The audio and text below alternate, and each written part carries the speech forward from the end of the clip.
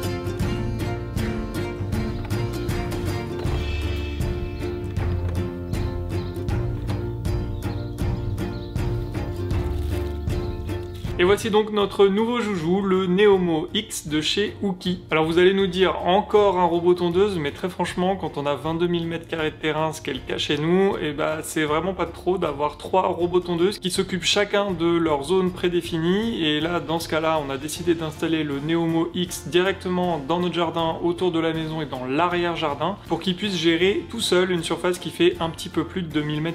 Le gros avantage de ce modèle, c'est qu'il dispose de la technologie LiDAR, donc il est capable de se repérer tout seul dans l'espace. Il peut évidemment éviter les obstacles et en plus de ça, on a sa position en temps réel disponible directement sur l'application. Il est vraiment précis dans ses coupes et il s'adapte à tous les types de terrain. Nous, on n'a pas la pelouse la plus parfaite du monde, on a des petits trous, on a des cailloux, on a des petites pentes par endroits. Et franchement, il se débrouille très bien avec ses grosses roues, il arrive toujours à s'en sortir. Et évidemment, on peut lui indiquer des chemins bien précis à suivre, des obstacles à éviter, des zones à contourner. Tout ça est gérable depuis l'application et ça se fait franchement super facilement. On peut évidemment paramétrer plusieurs zones. D'ailleurs, dans la suite de la vidéo, on va vous montrer un petit peu comment on va définir certains passages, certains espaces pour qu'il y ait des niveaux de tonte qui soient complètement différents. Une fois le robot lancé, il est évidemment complètement autonome. Il va retourner tout seul à sa station de recharge. Il va éviter les obstacles quand il y en a. Par exemple, il y a une branche qui tombe dans votre jardin et vous l'aviez pas vu avant, ou les jouets du chien qui sont toujours là à traîner quelque part, ou même votre animal domestique comme votre chat qui n'a pas envie de se faire tondre les poils. Évidemment, le gros avantage par rapport à une tondeuse manuelle, c'est déjà ça fait pas de bruit et ça franchement vos voisins vous remercieront. Ça vous évite de passer des heures à tondre votre pelouse et en plus c'est sécurisé. Dès que le robot détecte qu'on le soulève, les lames s'arrêtent automatiquement, donc pas de risque de coupure, on pense notamment aux jeunes enfants. Vous l'avez peut-être vu, mais il est assez massif comme robot, beaucoup plus que ceux qu'on avait déjà, ce qui fait qu'il va pouvoir gérer une surface de tonte un petit peu plus grande que les autres et surtout il va être beaucoup plus rapide dans sa tonte. Ooki nous annonce jusqu'à 300 m² par heure, ça veut dire qu'il est capable en gros de tondre nos plus de 2000 m² de terrain en une grosse journée de travail. Sachant qu'il a vraiment une très bonne autonomie au niveau de sa batterie, donc il passe pas son temps à venir se recharger, et de toute façon, quand il se recharge, il le fait tout seul, pas besoin de le gérer. Comme d'habitude, vous pouvez retrouver tous les liens en description vers le produit si ça vous intéresse. Et maintenant que tout est configuré, je crois qu'on va se reposer un petit peu et le laisser bosser et admirer le paysage.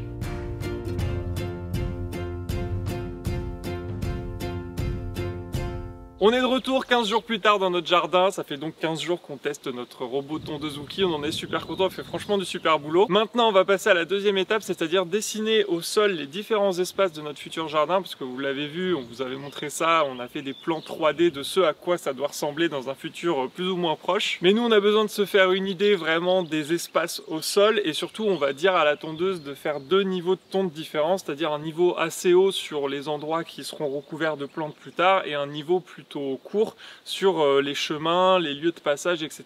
Et nous vraiment ça devrait dessiner dans les prochains jours au fur et à mesure que la pelouse va pousser tous ces différents espaces, donc on va commencer tout de suite. Alors, bon, on va commencer par la future cuisine d'été. Les 5 mètres on arrive dans l'arbre. Mais qu'est-ce qu'il faut ?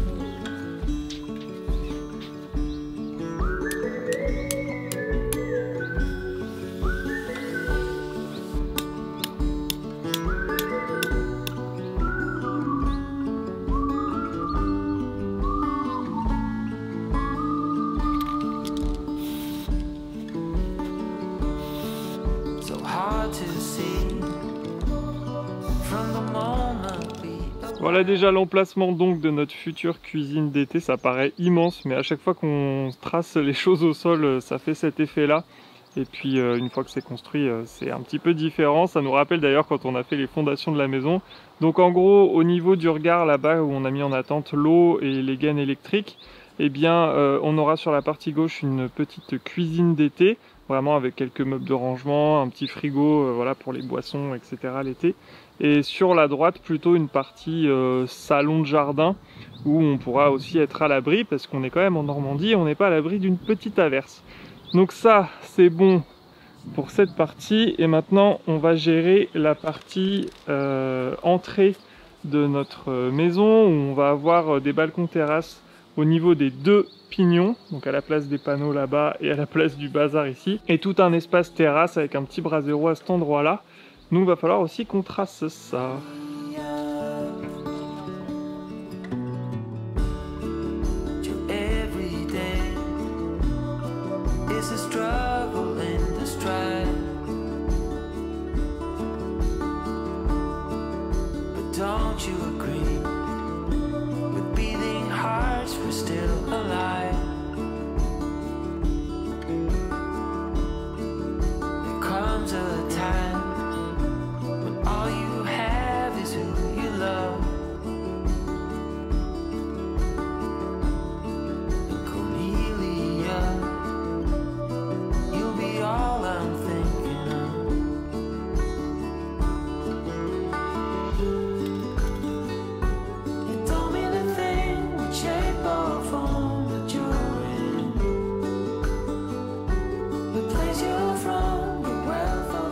Bon voilà à quoi ça ressemble. Alors je sais pas si c'est très visuel pour vous parce que même nous on a un petit peu de mal à le voir avec notre peinture, notre bombe de peinture qui commence à fatiguer un petit peu. Mais on a créé les espaces, donc au pied de nos balcons terrasses on va avoir ici une grande terrasse gravillonnée, on pourra mettre un petit brasero, puis ça fera surtout un sas pour ce monsieur là qui ramène toujours plein de boue sous ses papates.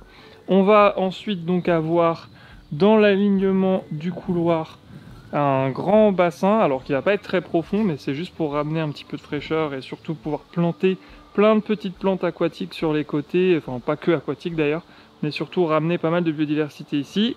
On va avoir un petit pont qui va traverser donc le petit bassin, qui va rejoindre l'autre terrasse qu'on va retrouver devant notre chambre, et après on commence aussi à dessiner les différents espaces où on va beaucoup planter. Donc je pense que d'ailleurs la Wookie, le petit robot tondeuse, on va la faire aller dans l'autre sens, qu'elle parte comme ça plutôt que comme ça, parce que là ça risque de gêner nos plantations. Sur le côté ici on va faire une haie, probablement de bambou, parce que ça pousse très bien, très vite, et ça va nous couper assez rapidement du petit chemin de randonnée là qui longe notre terrain. Donc comme ça on sera bien tranquille chez nous, à l'abri des regards. Et évidemment après la haie va continuer là-bas, donc là ce sera pas des bambous, hein. On va voir ce qu'on va mettre, et sur le long, tout là-bas, ce sera des charmilles. Ensuite, notre fameux mur en pierre qui avance, hein, malgré tout. On a commencé à filmer des séquences, on vous montrera ça bientôt, pour justement faire monter ce mur en pierre sèche petit à petit. C'est plutôt cool parce que on espère qu'à la fin de l'été, il sera peut-être pas fini, mais il aura au moins bien avancé. Bref, mais on va quand même avoir ici des plantations, donc on a tracé au sol aussi les emplacements. Là, on essaie de faire quelque chose d'un peu plus organique, un peu moins géométrique. Et c'est pour ça que c'est très pratique de sortir le tuyau d'arrosage pour faire ce genre de forme. Donc ça prend vraiment forme, justement. Et voilà. Voilà où on en est pour le moment. Et maintenant, ce que je vais faire, c'est que je vais sortir justement la Hooky. Et je vais dessiner avec l'application tous les espaces qu'on vient de créer. Et comme ça va me permettre de lui dire d'avoir plusieurs niveaux de tonte. Donc par exemple, au niveau du bassin, on va lui dire de ne pas tondre à cet endroit-là. Comme ça, le temps qu'on construise, ça va vraiment pousser assez haut et ça va ramener encore une fois plein de nature. Et par contre, sur les passages, par exemple là, la terrasse, on va vraiment tondre assez bas. Et idem pour tous les petits chemins, voilà, tout ce qui va plus tard être utilisé. Et par contre, pour la zone enherbée ici, on va laisser à 7-8 cm de hauteur pour garder un petit peu de fraîcheur, un petit peu de verdure, même si vous le voyez, notre terrain a du mal. Faut dire qu'on est en pleine sécheresse en ce moment, donc c'est compliqué. Il pleut vraiment pas assez et ça a du mal à pousser. Donc heureusement d'ailleurs qu'on a mis un gazon sécheresse. Parce que vous le voyez ici, là où il avait bien poussé avant cette période de sécheresse justement, il est encore bien vert, donc ça c'est plutôt bon signe. Mais pour le reste, c'est un peu la cata et notre terrain est tellement caillouteux, tellement drainant, que dès qu'il pleut un peu, en fait, toute l'eau s'évacue très vite. Donc ce sera parfait pour l'hiver, c'est un peu plus compliqué pour l'été. Bref, je vous dis tout ça pour réattaquer avec notre petite Hooky.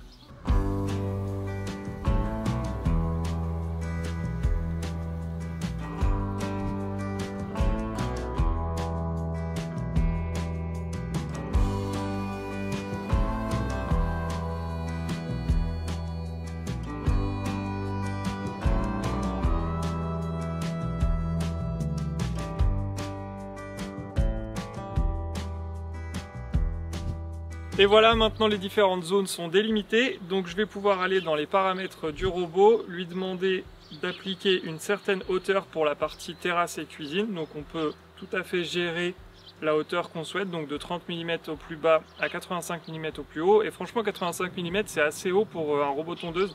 Même ma tondeuse manuelle, je peux la régler qu'à 70 mm maximum. Donc ça c'est bien quand on veut avoir des zones vraiment où l'herbe est assez haute. Là, étant donné que ça va être plutôt des chemins, je vais me limiter à 40 mm. Comme ça, on verra une différence avec le reste du terrain. J'enregistre.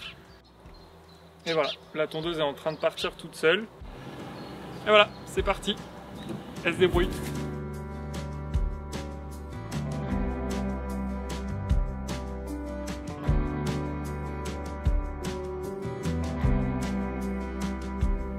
Bon voilà, maintenant on s'est occupé de notre jardin qui commence tout doucement à reverdir avec les pluies de ces derniers jours. Ça fait du bien.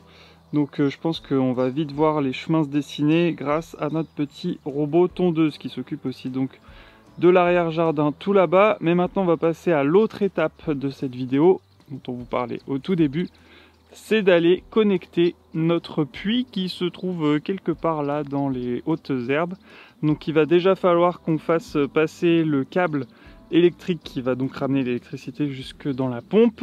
Donc il va falloir passer dans les regards, dans toutes les tranchées qu'il y a dans le chemin, tac tac tac tac tac tac tac, tout là-bas pour rejoindre la maison.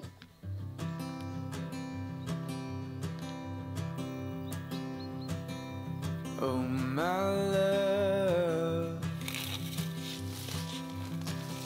you're such a fragile thing, I know. And with the winter comes the ice, the snow, but I'm here to hold.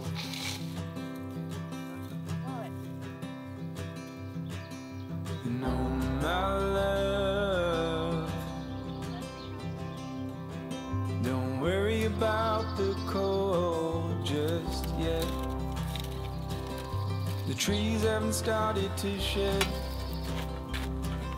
Just feel the summer sun as it warms our bed.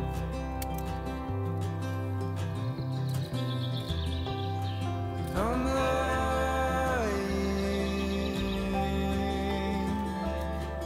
Bon, comme souvent, le plus dur avec ces passages de câbles dans les gaines rouges, c'est en fait d'enlever le tire-fil, le petit tire-fil blanc là qui fournissent avec, qui est vraiment bien pourri, qui se casse une fois sur deux. Donc on a réussi, on a fait passer une ficelle à la place. Maintenant il va falloir accrocher le câble électrique et on va retirer tout ça sur presque 100 mètres, hein, mine de rien, avec tous les virages qu'on a. Parce que là il y en a un ici qui repart là-bas et qui repart vers le puits un peu plus loin là-bas.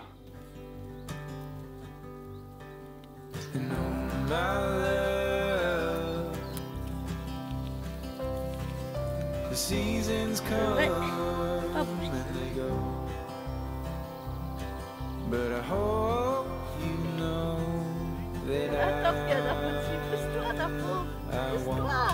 bon.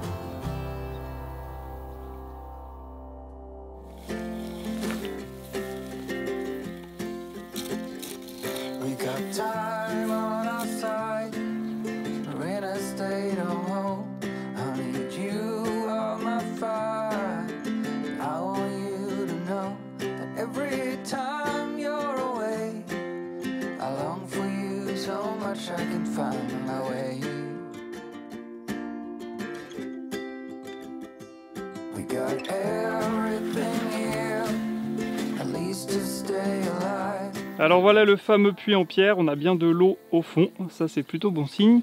Alors jusqu'à présent on avait ramené donc 2 tuyaux, on a le tuyau pour l'eau de ville, l'eau potable donc, et un tuyau qui va repartir donc de notre pompe pour aller alimenter les différents points d'eau qu'on a prévus sur le terrain.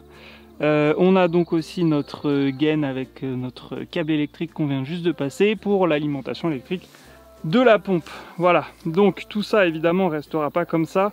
Après on aimerait bien remonter un beau puits en pierre sur 1 mètre, 1 mètre 20 de hauteur, ça fera super joli, et d'entretenir aussi les environs avec une grille sur le dessus pour sécuriser tout ça évidemment.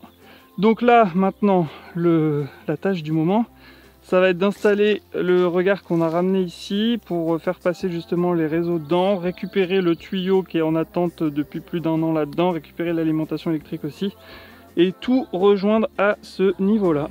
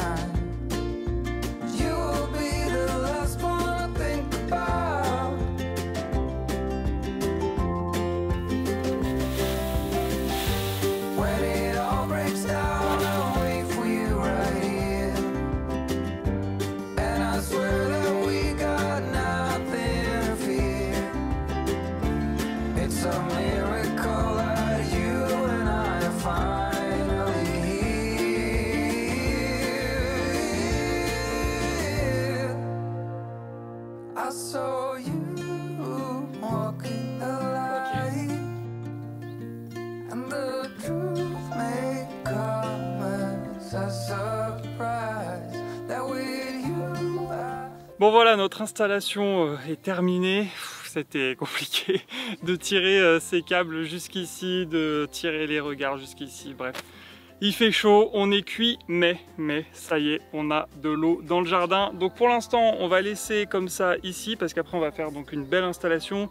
Il nous manque quelques raccords pour faire sortir les tuyaux comme on voulait. Et en plus de ça, j'ai fait tomber ma pince multiprise dans le puits, donc je ne peux pas resserrer les raccords. Super pratique. Donc en tout cas, on est trop content d'avoir pu ramener l'eau ailleurs. On va vous montrer d'ailleurs si ça fonctionne. Nous voilà dans le potager. Donc ce tuyau, c'est l'eau du puits. Et ça fonctionne, et en plus il y a vraiment pas mal de pression, donc ça c'est génial. On va pas non plus gâcher l'eau. On avait jusqu'à présent l'eau de la ville, donc ça c'est pareil, une fois qu'on aura avancé un peu sur les travaux d'aménagement du potager, on va pouvoir créer des robinets qui sortent d'un mur, enfin quelque chose voilà, d'un petit peu plus pérenne, mais c'est quand même cool d'avoir l'eau du puits dans le potager. Alors on va pas arroser tout de suite nos cultures, tomates, fraises, etc. avec l'eau du puits, on voudrait la faire tester avant pour être sûr qu'il n'y a aucun risque. Mais par contre tout ce qui est arbres, arbustes, plantes et tout ça, fleurs, on va pouvoir arroser sans trop se poser de questions. Et on va faire des économies sur notre facture d'eau. Et enfin, dans le jardin, on a également l'eau du puits, ça c'est cool. Et ça fonctionne aussi, ça c'est très bien. Oups, je viens d'arroser la maison. Donc bref, ça c'est cool et pareil, on va faire un beau truc pour avoir des robinets qui sortent au niveau du mur en pierre. Ça va être très sympa, on va pas le faire tout de suite, mais on a l'eau du puits, enfin, ça fait plus d'1 an qu'on avait installé la pompe dans le puits justement. Donc ça c'est cool de s'en être occupé et voilà, quand tout va être bien installé, ça va être nickel. C'est déjà la fin de cette vidéo, merci beaucoup de l'avoir regardé jusqu'au bout. Si c'est pas encore le cas, abonnez-vous. Vous pouvez aussi nous laisser un petit commentaire, un petit j'aime, ça fait toujours plaisir. Merci à Ouki aussi de nous avoir envoyé son super robot tondeuse, vous retrouvez comme d'habitude le lien dans la description.